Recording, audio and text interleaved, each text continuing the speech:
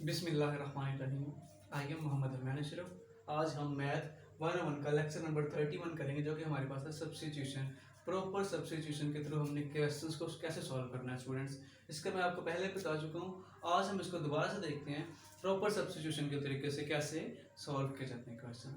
सबसे पहले हम देखते हैं, हमारे पास एक क्वेश्चन है integration of 1/√x into 2 + x³ D of x. हमने इसको बाय प्रॉपर सब्स्टिट्यूशन मेथड के थ्रू सॉल्व करने हैं। अब देखिए, ऐसे क्वेश्चन देखने को बहुत अजीब सा, बहुत लेंथी सा और बहुत ऐसा लग रहा है जैसे हम सॉल्व नहीं कर सकते। ठीक है, हम क्या करेंगे, बाय सब्स्टिट्यूशन मेथड से इसको सॉल्व करने की कोशिश करते हैं। तो सबसे पहले हम क्या करेंगे, जो हमारे पास, इसको थोड़ा सा अरेंज कर लेते हैं। तो अरेंज करने से हमारे पास 1/2 + x³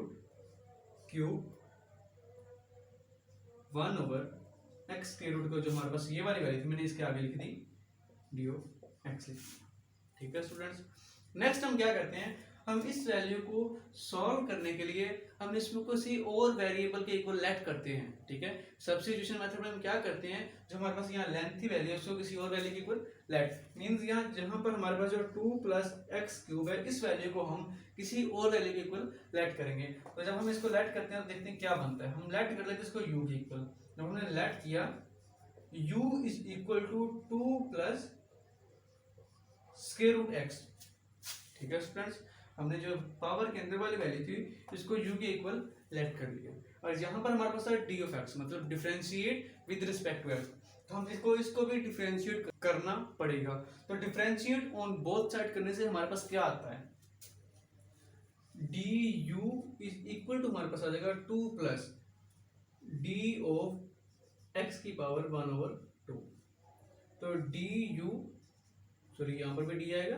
तो जैसे कि हम जानते हैं, कांस्टेंट वैल्यू का डेरिवेटिव डिफरेंशिएट 0 आ जाएगा, प्लस और x का जो हमारे पास डिफरेंशिएट आएगा, पावर शुरू में, पावर में से एक कम करेंगे और पावर के अलावा फर्दर डेरिवेटिव।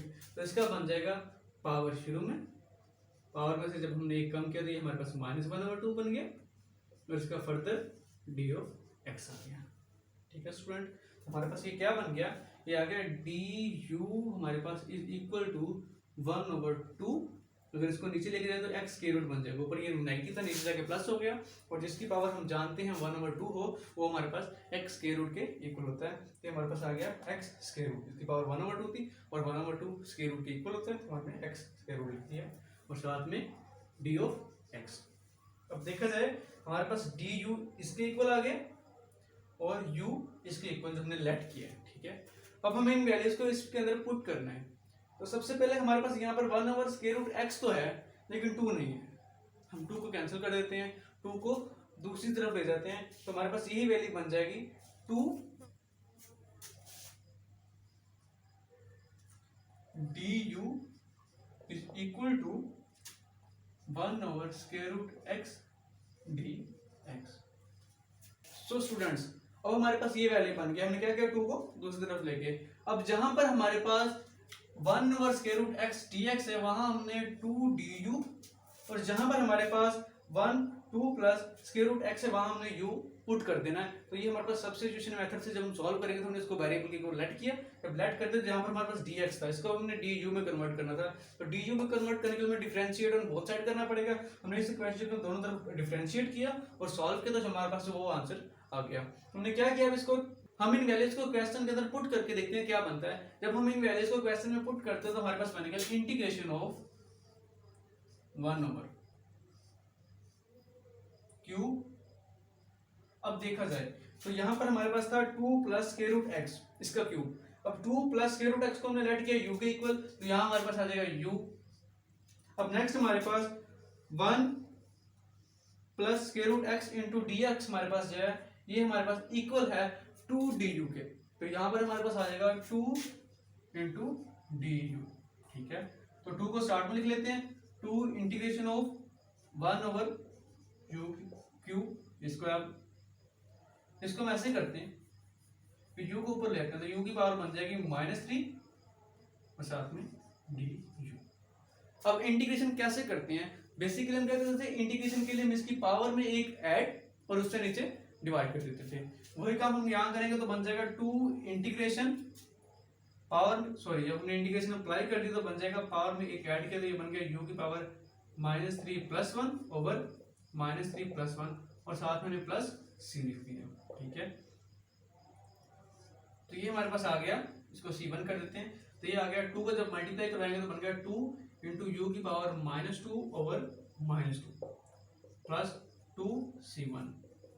अब 2 से 2 कैंसिल आउट हो गया, हमारे पास बन गया -1 ओवर यू नीचे चला गया यू स्क्वायर प्लस इसको हम c कह देते हैं। हम जानते हैं ये भी कांस्टेंट ये भी कांस्टेंट, कांस्टेंट को कांस्टेंट से मल्टीप्लाई किया जाए तो उसको हम किसी और कांस्टेंट इक्वल लेट कर सकते हैं। तो हमने कहा c इज इक्वल टू हमारे पास 2 c1 के इक्वल है, तो ये हमारे पास आ गया -1 over you square plus c। अब u की जगह उसकी वैल्यू हमने स्टार्ट में लेट की थी, हमने u की जगह लेट की थी ना, तो उसकी वैल्यू हम वापस पुट कर देंगे। तो हमारे पास ये बन जाएगा is -1 over 2 plus square root x square plus c। तो स्टूडेंट ये हमारा बेसिकली इस क्वेश्चन को सॉल्व किया। अगर हम यहाँ पे सॉल्व करते तो ये बहुत लेंथी और डिफिकल्ट किस्म का था, जो कि हम यहाँ से देखने में लग रहा है कि इसको सॉल्व कैसे करना है। ठीक है, हमने क्या किया, बिल्कुल इजी वे में इसकी सब्स्टिट्यूशन की, u के इक्वल है किसी और वेरिएबल को लेट किया, उसको डिफरेंशिएट किया, यहाँ पर उसकी वैल्यूज पुट करके अब यहाँ पर हमारा बिल्कुल सिंपल क्वेश्चन हो गया था। हमने इसको सॉल्व किया और वापस जाके आंसर के अंदर डायरेक्ट जो हमारे पास लेट किया था u के इक्वल वैल्यू, उसको मैंने वापस पुट कर दिया। तो हमारे पास ये क्वेश्चन सॉल्व हो गया। इस मेथड को हम कहते हैं बाय सब्स्टिट्यूशन मेथड या बाय प्रॉपर सब्स्टिट्यूशन मेथड। हम क्या करते हैं, एक प्रॉपर वेरिएबल इसकी जगह पर पुट करके सॉल्व करने की कोशिश करते हैं। सो अब हम चलते हैं इसकी सेकंड एग्जांपल के ऊपर। तो सेकंड प्रैक्टिस क्वेश्चन है आपके हैंडआउट्स के अंदर। जी स्टूडेंट, हमारा जो नेक्स्ट क्वेश्चन है वो ये है कि जीरो जो हमारे पास इसमें लिमिट भी गिवन है कि जो हमारे पास इंटीग्रेशन है 0 to π/2, ठीक है, e⁻sin t into cos t dt। अब कह रहे हैं इसको ना टर्म ऑफ u की फॉर्म में लिखें, आपने इसको इवैल्यूएट नहीं करना। ठीक है, आपने इसको मतलब सॉल्व नहीं करना, जस्ट इसके ऊपर हमने सब्स्टिट्यूशन मेथड अप्लाई करके जस्ट हमने इसको सिंपली बना के छोड़ देना है। ठीक है, सबसे पहले हम क्या करते हैं, इसमें लेट करते हैं, जैसे हमने पहले लेट किया था, हम यहाँ पर भी u के इक्वल लेट करते हैं। तो u के इक्वल हमने लेट किया sin t को। अब हम यहाँ पर sin t को जब u के इक्वल लेट कर देंगे, ठीक है, यहाँ पर तो हमने जस्ट लेट कर लिख दिया कि u के इक्वल लेट कर दिया। ठीक है, तो हमारे पास इसका चाहिए हमें क्या, डिफरेंशिएट भी चाहिए, क्योंकि यहाँ पर dt है, यहाँ पर हमें du की फॉर्म में चाहिए। ठीक है, अब एक इसमें एक और चीज ऐड हो गई है, वो क्या है, जैसे हम वहां पर करते थे 0 से लेकर π/2 तक थी, तो यहाँ पर हमें लिमिट भी देखनी है कि इसकी लिमिट, न्यू लिमिट जो हमारे पास वो क्या बनेगी। ठीक है, क्या करते हैं, इसके हम पहले डिफरेंशिएट करते हैं, तो du हमारे पास आ जाएगा, साइन का डेरिवेटिव हमारे पास cos होता है, तो cos t dt। तो बेसिकली जहां पर हमारे पास cos t dt है वहां पर हमने लिख देना है du, और जहां पर हमारे पास sin t है वहां पर आ जाएगा u। ठीक है, अब ये टर्म तो सॉल्व हो गई। अब हम देखना इसकी जो लिमिट है, जो हमारे पास t था वो 0 से लेकर π/2 को क्रॉस कर रहा था, तो u किसको क्रॉस करेगा। अब क्या करते हैं हम, u हमारे पास है sin t, तो t की जगह u वैल्यू पुट करके देखते हैं। पहले t की जगह 0 पुट करेंगे तो हमारे पास u आ जाएगा sin 0, और sin 0 हमारे पास 0 ही होता है। ठीक है, तो अगर हमारे पास t 0 होगा तो sin u भी हमारे पास 0 आ गया। ठीक है, अब नेक्स्ट हम करते हैं, t की जगह पर पुट करना है हमने π/2, तो ये बन जाएगा sin π/2, तो ये आ गया u हमारे पास। इसमें क्या आ जाएगा, जब हमने t की जगह पर π/2 पुट किया तो sin π/2 1 के इक्वल होता है। तो क्या निकला गया, अगर t हमारे पास है क्रॉस कर रहा है 0 से लेकर π/2 के ऊपर, तो हमारा जो u है वो क्रॉस करेगा 0 से 1 तक। ठीक है, तो इसमें हमने हमारे पास जो लिमिट आ गई वो u हमारे पास है वो 0 से 1 तक है, क्योंकि t हमारे पास 0 से π/2 तक था। ठीक है, जब हम वैल्यूज पुट किए तो हमारे पास u की वैल्यूज भी आ गई। हमने बेसिकली अब इसके अंदर पुट कर देनी है, हम इसको पुट करते तो हमारे पास क्या बन जाएगा, इंटीग्रेशन साइन। अब हमारे पास यहाँ नीचे अपर लिमिट और लोअर लिमिट, तो हमारे पास लोअर लिमिट 0 और अपर लिमिट 1 बन गई, तो ये आ गया 0 1। ठीक है, अब साइन t की जगह पर हमने लिखना था u। ठीक है, तो ये हमारे पास बन जाएगा e⁻u, और नेक्स्ट cos t dt, तो cos t dt हमारे पास du के इक्वल था, तो यहाँ सिंपली हमने du लिख दिया। ठीक है, तो ये हमारा इसका इवैल्यूएट हो गया, हमने जस्ट इसको सिंपल वैल्यू बना के यहाँ पर लिख दिया। अब उसने कहा इसको अगर सॉल्व नहीं करना तो हम यहाँ पर इसको छोड़ देते हैं। अब चलते हैं हमारे नेक्स्ट क्वेश्चन के ऊपर। तो नेक्स्ट क्वेश्चन हमारे पास जो है वो इसी से रिलेटेड है, इसी जैसा है, वो हमारे पास है।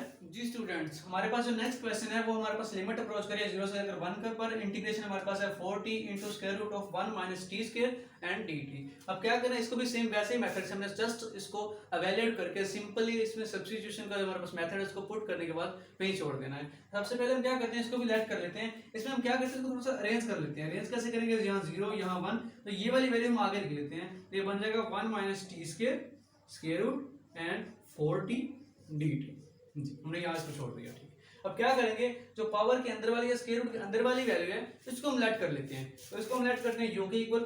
हमने जब लेट किया तो u इज इक्वल हमारे पास आ गया 1 माइनस टी स्क्वायर। लो जी, इसका तो काम हो गया। अब हमें क्या करना है, इसका डिफरेंशिएट का देखना है। डिफरेंशिएट कैसे करेंगे, इसको दोनों तरफ हम डिफरेंशिएट कर देंगे सिंपली, तो जो हमारे पास वैल्यूज बनती हैं वो देखते हैं। इस तरफ डिफरेंशिएट किया तो बन गया du, इस तरफ डिफरेंशिएट किया तो 1 का तो हमारे पास आ जाएगा 0, तो लिखने की जरूरत नहीं है, तो माइनस आ जाएगा माइनस पावर शुरू में, पावर में से कम किया तो माइनस 2t और साथ में dt। तो बेसिकली स्टूडेंट जहां पर हमारे पास 2t dt आ जाएगा, माइनस का वहां हम du लिख देंगे, ठीक है। अब इससे बाद इसको थोड़ा सा सिंप्लीफाई करेंगे, यहाँ पर हमारे पास 4t dt है, तो इसको हम थोड़ा सा और अरेंज कर लेंगे। अब देखते हैं इसकी लिमिट के बारे में। क्या करेंगे, लिमिट 0 से लेकर 1 तक थी। पहले हम इसी को u को हमारे पास है u is equal to 1 minus T square था, तो हम पहले 0 पुट करके देखते हैं। तो 0 का स्क्वायर हमारे पास आ गया 1, मतलब अगर हमारे पास t 0 है तो u हमारे पास 1 आता है, ठीक है। अब हमारे पास लोअर लिमिट, अगर t की लोअर लिमिट 0 थी तो u की लोअर लिमिट हमारे पास 1 आ गई। अब सेकंड हम इसकी अपर लिमिट पुट करके देखते हैं, तो u हमारे पास बनेगा 1 minus 1 square is equal to 0। 1 square में से 1 तो 1 माइनस 1 0 हो गया। तो अगर हमारे पास इसकी अपर लिमिट बन गई 0। अब इसको हम थोड़ा सा अरेंज करते हैं, तो हमारे पास बन जाएगा integration of 0 1 1 minus T square square root. अब 4t dt की जगह हमें चाहिएगा माइनस 2t dt। हम क्या करते हैं, 4 को लिख देते हैं 2 मल्टीप्लाई बाय 2 t dt, लेकिन अभी हमें साथ माइनस भी चाहिए, तो माइनस का क्या करेंगे, माइनस हम ऐसे करते हैं। अब स्टार्टिंग में साथ माइनस लगा दो और साथ मल्टीप्लाई, मतलब डबल माइनस को जब मल्टीप्लाई करवा देते तो इक्वेशन पे कोई फर्क नहीं पड़ता, ठीक है। हम क्या करते हैं जी, एक माइनस को यहाँ मल्टीप्लाई करवा देते हैं और एक माइनस को बाहर मल्टीप्लाई करवा देते हैं, तो ये सेम वही रूल सेम रह गया, क्योंकि माइनस माइनस प्लस हो जाएगा, कोई फर्क नहीं पड़ेगा। और ये हमारे पास ये वाली फॉर्म आ गई। अब क्या करेंगे, जहां पर ये वाली फॉर्म है वहां हम पुट कर देंगे du, और यहाँ पर 1 माइनस टी स्क्वायर है वहां u पुट कर देंगे, और इसको हम बनाते हैं, क्या बनता है, तो हमारे पास ये आ जाएगा माइनस इंटीग्रेशन। लिमिट इसकी थी हमारे पास 0 to 1, इसकी बन गई 1 to 0, ठीक है। तो ये 1 to 0, 1 माइनस टी स्क्वायर की हमारे पास आ जाएगा u स्क्वायर रूट और 2 इंटू du। ये हमारे पास वो बन गया।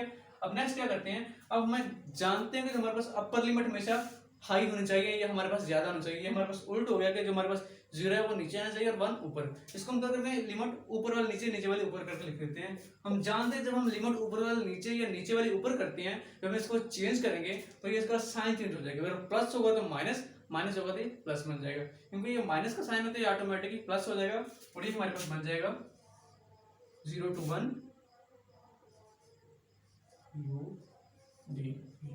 ये स्टूडेंट, ये आपका इसका सेकंड क्वेश्चन या थर्ड पार्ट कह रहे हैं, थर्ड क्वेश्चन हमारे पास वो भी सोल्व हो गया।